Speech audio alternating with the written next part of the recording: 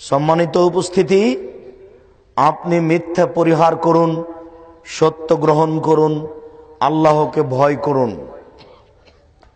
আবু হুরায়রা রাদিয়াল্লাহু তাআলা আনহু বলেন, রাসূল সাল্লাল্লাহু আলাইহি সাল্লাম বলেছেন, সালাসাতুন মুহলিকাতুন সালাসাতুন মুনজিয়াতুন। তিনটি জিনিস মানুষকে ধ্বংস করে, তিনটি জিনিস মানুষকে রক্ষা করে। তিনটি জিনিস মানুষকে ধ্বংস করে, তিনটি জিনিস মানুষকে রক্ষা করে। এক, তাকওয়াল্লাহ ফিস সিররি ওয়াল আলানিয়া।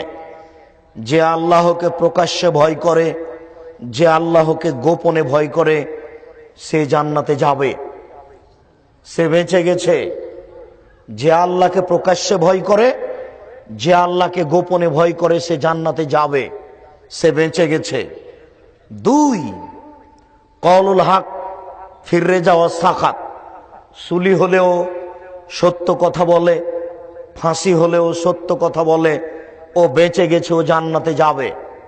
সুলি হলেও সত্য কথা বলে, ফাঁসি হলেও সত্য কথা বলে, ও জান্নাতে যাবে, ও বেঁচে গেছে।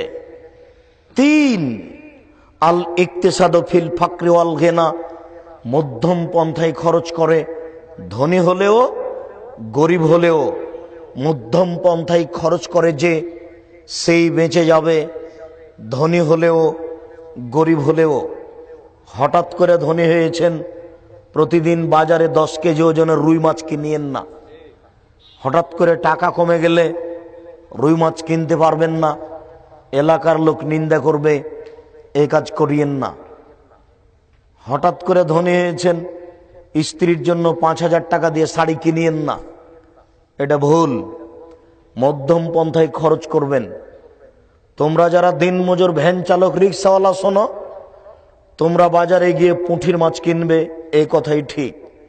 তুমি যদি রুই মাছ কিনো, 300 টাকা কেজি, 500 টাকা কেজি রুই মাছ কিনলে কয়দিন পরে তোমাকে মানুষের কাছ থেকে টাকা কর্জ নিতে হবে, তুমি ঠিক মতো দিতে পারবে না, তখন তুমি এলাকা থেকে পালিয়ে যাবে, তোমার এটা আসবেই।